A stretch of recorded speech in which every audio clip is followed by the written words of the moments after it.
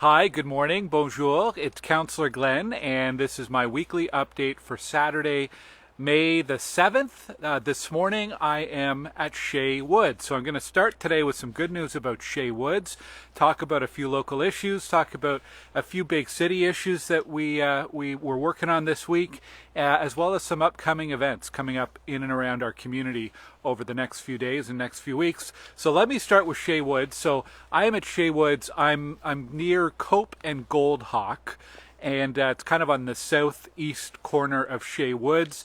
I'm happy to share that FEDCO, the city's Finance and Economic Development Committee, supported the purchase and acquisition of Shea Woods for the city. This is a long time coming. There was an announcement made back in 2017. Unfortunately, that agreement fell apart, and I've been working with city staff over the past 3.5 years to renegotiate and set some new terms of the purchase. City's going to spend about $3 million to purchase part of the forest. The owner, a group, a development conglomerate of Claridge, Richcraft, and Taggart, they're going to give the city, dedicate part of this forest to the city as well. In the end, we're going to be able to preserve this forest, keep it as a public park, ideally for dog walkers in the community. Many people using that now, and it's a beautiful cedar forest and a great place to come for a walk, a great place to bring your dog, but you obviously don't have to have a pet to come here. You can visit it for a hike or a walk in the woods and do a bit of exploring. It goes to City Council next week for full approval, but getting the approval from FEDCO was the first step, and that's certainly some good news. Okay, some more local news happening. We have posted information about 6310 Hazeldean Road. This is a piece of land kind of across from the Farm Boy, behind the Crossing Bridge neighborhood, along Hazeldean Road, just west of Carp. It used to be the storage depot for Teco Block. So you might, if that's familiar, that might help locate it a bit for you. There's a proposal there to build a 9-story apartment building. We've just received the applications, and residents have flagged a number of concerns, and I have as well. So a lot of scrutiny to be done on that one. But we're going to be hosting an open house, and I'll be able to share the date of that in the coming week on my website and email newsletter. It's probably going to be towards the end of May. So watch for that. I've had a lot of emails about that from residents. Thank you, and watch for that public information meeting date as well. Thank you to everyone who attended our pre-construction meeting for 6015 Fernbank Road. That's Taggart's new Ida Lee subdivision. We had a really great turnout, about 30 or more residents, which is pretty good for one of these meetings. We've posted a summary of that meeting on my website. So if you're wondering what to expect with the construction in that area this summer and beyond, please check out my website for more information, glengower.ca.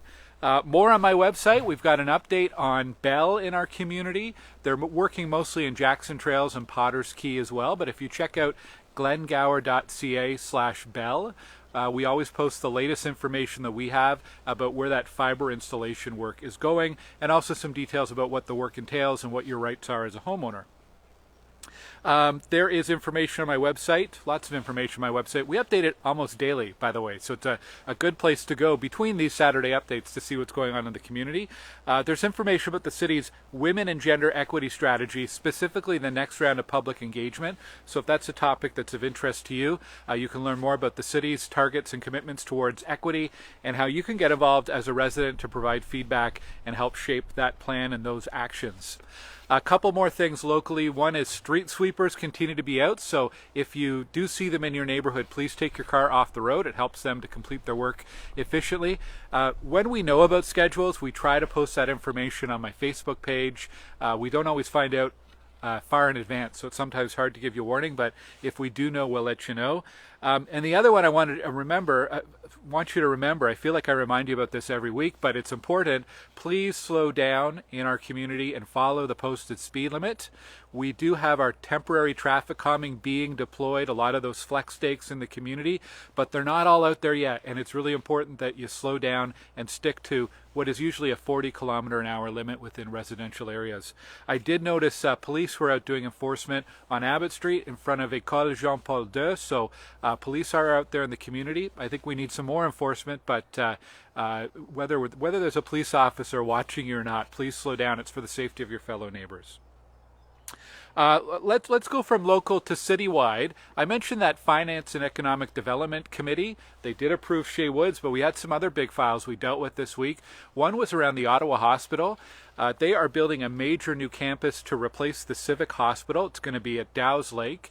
It's a massive hospital. It'll be the regional hospital, not just for Ottawa, but also for Eastern Ontario. And they're even serving Indigenous population from in the north, which is, I did not know that. So our own hospitals here in Ottawa serve a huge population and geographical area.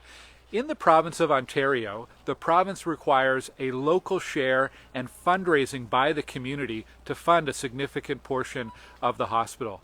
I believe it's about $750 million out of a total cost of over $2 billion. The Ottawa Hospital has asked the City of Ottawa if we will contribute $150 million as our local share. So what we did at FEDCO was we acknowledged that request and we sent our finance department away to look for options on how to pay for it. Now some cities add a tax levy to every tax bill.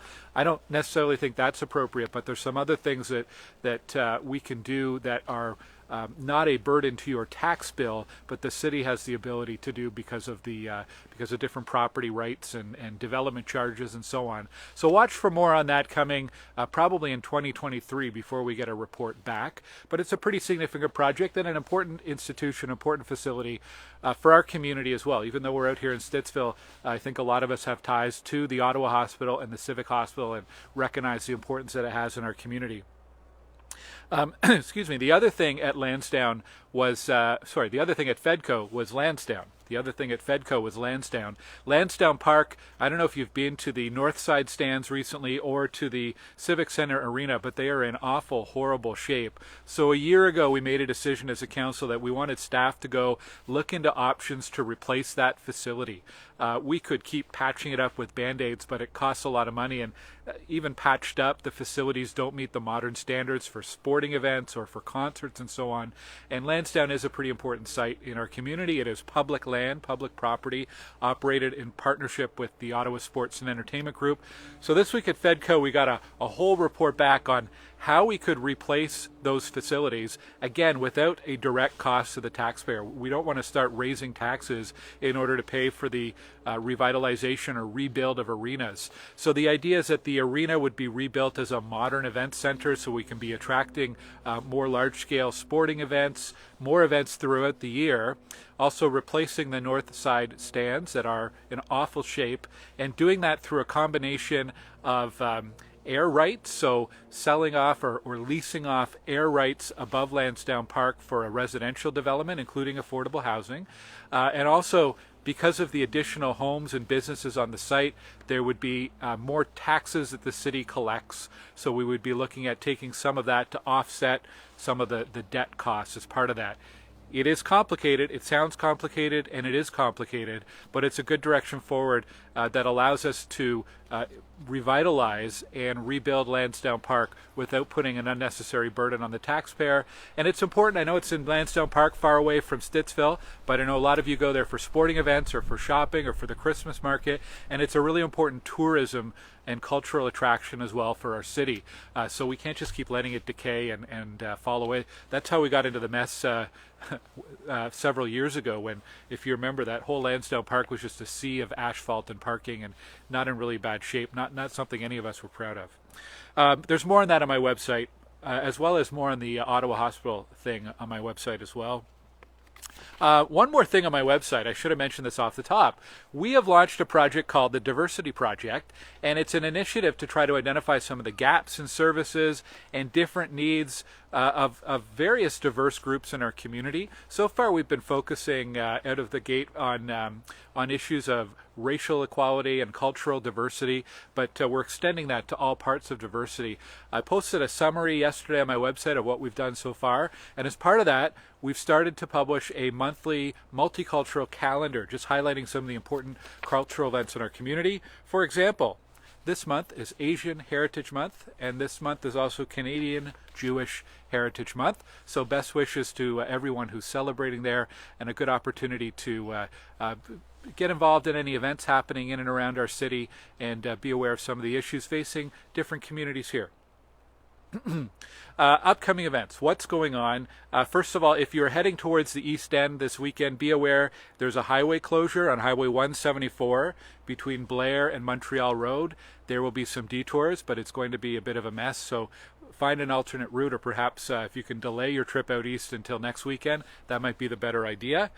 This morning, I'm going to be over on Stittsville Main Street for a Jane's Walk. I'm happy to hear that registration is full for that, so looking forward to meeting those of you who've signed up for the Jane's Walk. It'll be a walking tour along Stittsville, Maine in celebration of Jane Jacobs, the urban planner, urban thinker, and some of her ideas about healthy cities and healthy communities. This afternoon, you can head over to the R.J. Bell Rotary Peace Park, which is at the south end of the community on Cherry Drive. They're doing a walk for peace at the Labyrinth. Ruth Richardson is leading a walk at the Rotary Labyrinth, so it's for peace in Ukraine. So please check that out. This morning, the OWAA, the Ottawa West Artists Association, is changing up the artwork at Cardell Rec. So you'll see some new art on the wall there, so check that out this week. It'll be there for the next month or so.